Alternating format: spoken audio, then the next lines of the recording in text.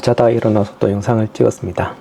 그저께 예전에 저희 병원에 이제 근무했던 부원장님이랑 지금 이제 개원해서 병원을 운영하고 있는 후배랑 정형외과를 하는 친구랑 3명이서 아주 즐거운 모임을 가졌습니다. 밤늦게까지 이제 이런저런 이야기도 하고 술도 마시고, 저는 술을 잘 못하지만 일단 재밌는 시간을 가졌는데, 정형외과 하는 친구가 아주 강직합니다. 선비예요, 선비.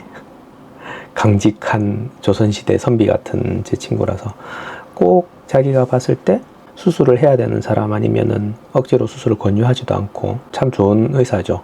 현실적으로 정형외과나 이제 신경외과 선생님들이 수술을 많이 권유하고 하시긴 하지만, 이 친구는 자기 기준에 이제 이 사람 수술할 인디케이션이 안 된다, 적응증이 안 된다 그러면 수술을 말리는 의사예요. 그럼에도 불구하고 수술도 많이 하고 꽤 이제 열심히 하는 친구입니다. 저는 좀 대단하더라고요. 대단하다는 생각도 들고, 그런 이제 강직한 어떤 의사가 저희가 하는 스냅피를 포함한 통사치료를 배우면 저는 너무 좋겠다는 생각이 들더라고요. 저도 얘기를 이제 하면서 진짜 좀 나랑 비슷하다. 저도 이제 마음에 걸리면 안 하거든요.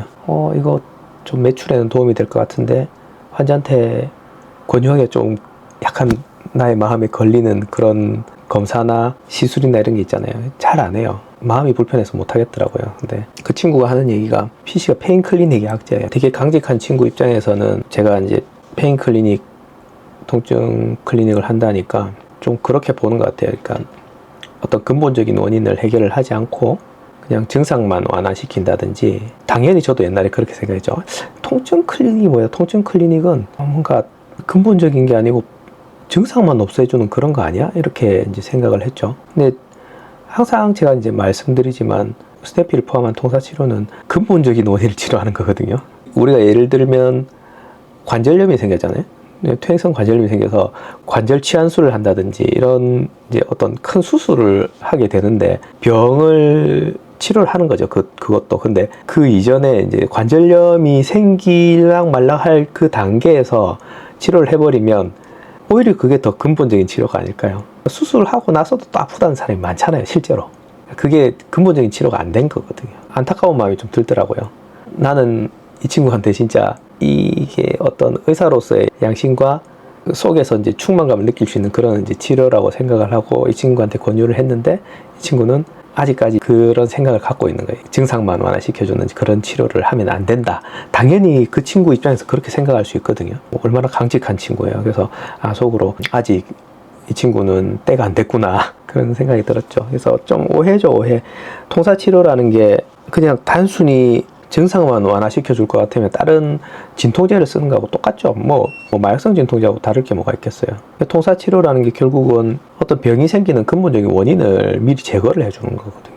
제거도 해주고 실제로 통증을 굉장히 효과적으로 잡아줘요. 그리고 부작용이 별로 없죠. 이게 얼마나 좋은 치료예요. 물론 뭐 돈이 좀, 병원에 이제 환자분이 왔을 때 그냥 약만 처방을 하면, 내과 같은 경우는 진찰료만 받아요. 통증 치료가 들어가주면 뭐 돈이 좀 더 들죠. 어쩔 수 없이. 테크닉과 뭐 그 기자재가 들어가니까 그렇긴 한데, 대부분의 의사 선생님들이 통사치료나 스냅피에 대해서 조금 오해하시는 부분들이 있습니다. 제가 이제 하는 입장에서는 이게 정말 근본적인 치료다. 환자의 몸을 좋게 해주는 치료고 환자를 낫게 해주는데 굉장히 효과적인 치료다. 예전에 저희가 이제 통사치료를 권유를 막 했어요. 이 생각이니까 이게 맞거든. 저도 맞고 저랑 같이 공부하시는 분들도 이게 맞단 말이에요. 이게 아무리 생각해도 맞아. 그래서 이거를 저희가 이제 의사 커뮤니티에 막 광고를 했어요. 이 학회를. 그래서 저희 학술대회 하는데 오라고, 그러면서 좀 건방진 캐치프레이즈를 걸었죠. 당신을 진짜 의사로 만들어주겠다, 이렇게 했는데 댓글이 막 달렸는데, 진짜 의사 선생님들이 이 치료에 대해서 정말 좀 아까 그 정형외과 친구처럼 그런 생각을 갖고 있더라고요.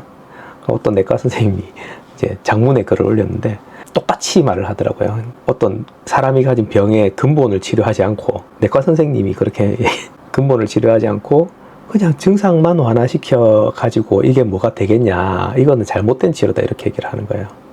근데 항상 제가 얘기를 하지만 저도 이제 내과 의사잖아요. 진짜 내과 의사가 하는 일이 항생제 치료 빼고는 맨날 그냥 관리하는 거예요, 관리. 혈압약도 관리죠. 당뇨약도 관리지. 다 약이 그냥 관리하는 약들이에요. 그리고 뭐 소화제, 뭐 어떤 이런 약들은 다 증상 완화제거든요. 좀 안타까운 면이 있죠. 아직 이제 저변이 그런 어떤 인식이 안 되는 거죠. 그걸 받아들이지 못하는 거예요. 저도 옛날에 그랬고, 어떤 사람이 고정관념이 있으면 이게 받아들이기 어려워요. 그래서 실제 저희가 이제 학회에 이렇게 유입이 되시는 선생님들 보면 충격을 받아요. 치료 효과를 보고 자기가 직접 해보고 하면 충격을 받거든요. 그래서 최근에 유입이 좀 많이 되셨죠. 결국 이게 진실이니까, 진실은 결국은 밝혀지게 돼 있어요. 이건 알려지게 돼 있는 거거든요. 어떤 게 진짜 근본적인 치료냐, 그 조직으로의 혈류순환을 개선시켜서 몸을 건강하게 만들어주는 것, 그 다음에 면역을 올려주는 것, 이게 이제 진짜 치료거든요. 문제가 생겼을 때 이제 그걸 해결하는 것만이 치료라고 생각을 하면 받아들이기가 어려운 것 같습니다. 어떤 참 의사 선생님들이 있어요. 그러니까 또 어쩔 수 없이 현실적인 문제 때문에 좀 현실하고 타협해서 사시는 의사 선생님들도 있고, 근데 뭐가 나쁘진 않죠. 나쁜 선생님들도 아니고, 그 스냅이나 통사에 대해서 좀 오해하시고 반감을 가지고 계신 의사 선생님들도 있는데 다 좋으신 분들이에요. 제가 생각할 땐 다 좋으신 분들이고, 단지 아직 이제 인식이 안 깬 거죠. 인식이 안 깨서 잘 모르시는 것 같아요. 근데 결국은 이 치료가 되게 기본적인 치료가 될 거라고 저는 이제 생각을 합니다. 그리고 이런 이제 통사치료나 스냅피가 이제 세계적으로 퍼져가지고 전 세계적으로 환자들한테 이렇게 치료가 들어가주면 전반적인 어떤 인류 전체의 건강 상태가 개선된다고 저는 생각을 하거든요. 특히 뭐 아프리카나 이런 데는 어떨까요? 이제 아프리카 이런 데는 통사 치료할 때 주사기만 있으면 되잖아요. 알코올솜하고 주사기. 뭐 초음파? 저희가 이제 원래는 통사 치료가 초음파를 안 보고 블라인드 치료하는 게 이제 제일 어떤 기본적인 통사 치료거든요. 그래서 아프리카에 이거 전수하면은 뭐 이유도 없이 막 시름시름 앓던 사람들이 좋아지겠죠. 그런 어떤 비전까지 보고 있습니다.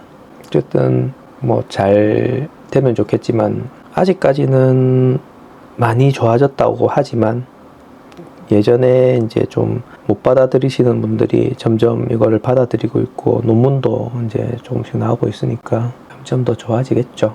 좀 한 번씩 보면은 조금 안타까운 면이 있어요. 만약에 이게 저변이 확대되면 환자들이 얼마나 좋겠어요, 정말. 지금도 백신 부작용이나 이런 이제 코로나 합병증 때문에 롱 코비드라고 하잖아요. 그것 때문에 이제 오시는 분들이 가끔 있는데, 내가 2022년, 2023년도에 이거를 조금 더 적극적으로 알렸으면 이분들이 조금 덜 고생하지 않았을까 하는 좀 약간 후회가 들 때가 있어요. 어쨌든 뭐 지금이라도 열심히 치료를 하고 알리고 있는데, 어때 때가 있는 것 같아요. 그 당시에는 약간 벽 같은 걸 느꼈거든요. 현실의 벽 같은 걸 느껴서 그냥 나 혼자 조용히 그냥 나한테 인연이 돼서 오시는 분들만 치료를 해주자 이렇게 생각했었는데, 그 당시에 저희 학회에서 백악관에 편지도 썼거든요, 영어로. 이런 방법이 있다. 근데 이제 아까 같은 그런 고정관념이 있잖아요, 여자들이. 이게 약간 사술 같은, 통사이랑 좀 이상하잖아요.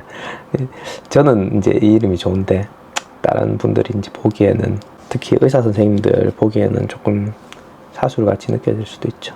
근데 치료의 근본 원리나 이런 거를 이제 조금만 알아보면, 그리고 실제로 그걸 했을 때 효과가 발휘된다는 거를 보면 조금 이 치료의 좀 매력을 느낄 수가 있습니다. 감기 환자들도 이상하잖아요. 왜 어떤 분들은 계속 감기가 걸려요? 1년 내내 감기 하시는 분도 있어요. 조금 나아졌다가 또 감기가 걸리고, 조금 나아졌다가 또 감기가 걸리고, 시름시름 앓는 거죠. 병든 닭처럼. 그런 환자가 어떻게 치료할 거예요? 맨날 약만 줄 거예요.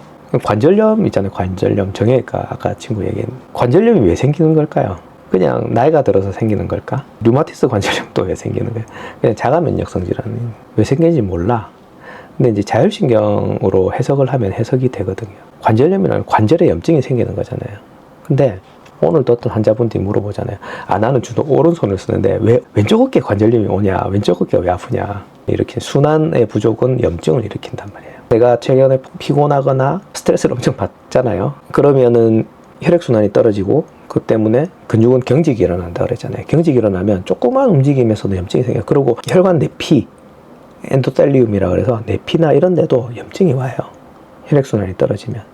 그러니까 그런 것들이 전부 다 이제 합쳐지면서 염증이 오거든요. 그러니까 나는 어깨를 별로 쓰지도 않았는데 오십견이 왔어. 이제 오십견이 와서 야간 통증이 엄청 심하단 말이에요, 환자들이. 근데 통사치료 해주면 야간 통증이 줄어요. 없어진단 말이에요. 근데 움직일 때는 당연히 제한이 걸리고 이거는 푸는데 시간이 많이 걸리는데 욱신욱신거리는 그런 야간 통증은 잡혀. 그거를 증상 완화로 이제 보더라고요. 근데 증상 완화가 아니에요. 그 욱신욱신거리는 어떤 염증이 심해지면서 구축이 오는 거거든요. 그런 염증이 반복되면 파이브로시스라 그래가지고 그 섬유화가 되면서 구축이 와요. 구축이 오니까 이제 아프죠. 움직일 때 엄청 아프죠. 뻣뻣한 거를 움직이려면 얼마나 아프겠어. 어떻게 보면 더 근본적인 치료다. 이제 이렇게 보면 됩니다. 무릎 관절염이 왜 생기는 걸까요? 이게 보면 과사용이다. 주로 이제 정형외과 선생님도 과사용이라고 생각을 하시겠죠. 나이가 들어서 주변에 근육이 약해져서, 그래서 운동도 육상에서 하지 마라 그러고 물에서 하라 그러잖아요. 저도 학부 때 그렇게 배웠고, 관절염 환자한테, 무릎 관절염한테 제일 좋은 치료 수영, 물에서 이제 움직이는 게 제일 좋다. 근육이 길러지니까 무릎에 이제 어떤 중력에 의한 부담은 덜 하고. 근데 관절이 이렇게 있잖아요. 관절이 있으면 이렇게 관절이 움직이잖아요. 이렇게 움직이면 이게 여유 있게 이 관절면에 압력이 적을 때 관절염이 생길까요? 관절면에 압력이 많을 때 관절염이 잘 생길까요? 당연히 관절에 압력이 많으면 베어링하고 똑같잖아요. 공장에 기계에 쓰는 베어링. 이렇게 막 움직이면, 이렇게 문질러지면 관절염이 생길 거잖아. 그러면 이 관절은 어떻게 돼서 염증이 생기면서 이 관절의 데미지를 최소화하기 위해서 뭔가 조치를 취해야 되겠죠. 우리 몸에서. 물이 막 생겨요. 여기 안에. 나빠져서 물이 생기는 게 아니고 이걸 보호하기 위해서 물이 생겨가지고 윤활이 잘 되고 압력을 줄여주는 그런 역할을 하게 되는데, 물을 빼고 안에 스테로이드를 넣어. 관절에 염증 줄인다고. 이 압력은 안 빼준단 말이에요. 압력을 빼준다는 생각을 안 해. 이 압력을 빼줘야지 염증이 안 생길 거 아니에요. 염증이 줄어들 거 아닌가. 근데 이 압력은 빼줄 생각을 안 하고 여기에 연골 주사를 윤활액을 넣고, 그 다음에 윤활액에 이제 스테로이드 트리암시놀론을 섞어서 주잖아요. 그러다가 관절이 다 망가지면 수술하잖아요. 이렇게 하면 안 돼. 압력을 줄여주는 압력을. 그러니까 통사치료에서는 이 압력을 줄여준단 말이에요. 그러니까 이제 무릎 주변의 근육들을 이완시켜주는 거예요. 이완시켜주고 건강하게 만들어줘야 돼요. 이완시켜주는 건 우리가 TTP, NEP 이렇게 해가지고 치료를 하고요. 스테피 해가지고 피를 잘 통하게 해서 이 근육 조직을 좋게 만들어주고, 그때 운동을 하거나 해서 근육 회복되는 거지. 환자분들한테는 이제 맨날 설명하죠. 그렇게 치료하시면 안 된다고. 근데 저는 내과의사고, 내과의사가 하는 말이 신뢰가 좀 안 가겠죠. 그래도 정형외과 선생님들 하는 말이 더 신뢰가 가고. 어떻게 보면 좀 어려운 건 아니죠. 통사적인 이론이 너무나 상식적인 이론이거든요. 어쨌든 이런저런 생각이 들어서 영상을 한번 찍어 봤어요. 그래서 절대 이상한 치료 아니다. 절대 이상한 치료 아니고, 그런 어떤 근본적인 원인에 대한 고민으로 탄생한 치료고, 증상 완화만 시켜주는 치료가 아니고 정말 좋은 치료라고 생각을 합니다. 여러 가지 질환에 대해서 좀 근본적인 원인을 한번 생각을 해봐야죠. 너무 세분화시키고 현대의학은 유전자 단위까지 들어가잖아요. 암 환자들 이제 치료하는 거 보면 유전자 단위까지. 물론 대단하죠. 저도 전문의 시험 준비하면서 진짜 내가 평생 안 쓸 것 같은 암 환자에 있어서 유전자 변이 이런 것까지 막 공부를 하고 시험 공부를 하고 그랬는데 다 까먹었죠.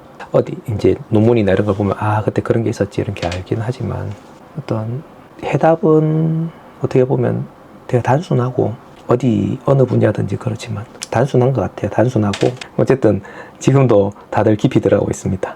어쨌든 좀 잘 됐으면 좋겠습니다. 저는 지금도 그냥 먹고 살고 이런 데는 크게 지장이 없고, 이게 이제 너무 좋은 치료이기 때문에 알려주고 싶어요. 그냥 환자들한테도 알려주고 싶고 의사들한테도 알려드리고 싶습니다. 좋은 일이잖아요. 이런 좋은 치료를 우리 선후배들에게 또 동기들에게 알려주면 의사 본인도 또 행복해지고 환자한테도 너무 좋죠. 이유도 모르고 고통받고 있는데 환자들이. 세계적으로 좀 알려야 된다고 생각합니다. 이 지구에 태어난 인간으로서 그냥 사랑하는 마음으로 인류 전체의 어떤 건강을 위해서 이거는 알려야 된다 생각하고, 제가 이제 유튜브를 시작한 이유죠. 항상 생각하지만 어떤 모든 일에는 때가 있고, 이루어질 것 같으면 또 이루어지고, 어떤 일어나는 모든 일들은 다 일어나야만 하기 때문에 일어난다고 생각하거든요. 하여튼 이 유튜브 잘 됐으면 좋겠습니다. 그냥 제 개인적인 영달이 아니고 정말로 모든 분들에게 어떤 희망의 등불이 될 수 있도록. 날이 밝았네요. 출근 준비하고 출근해야 되겠습니다. 감사합니다.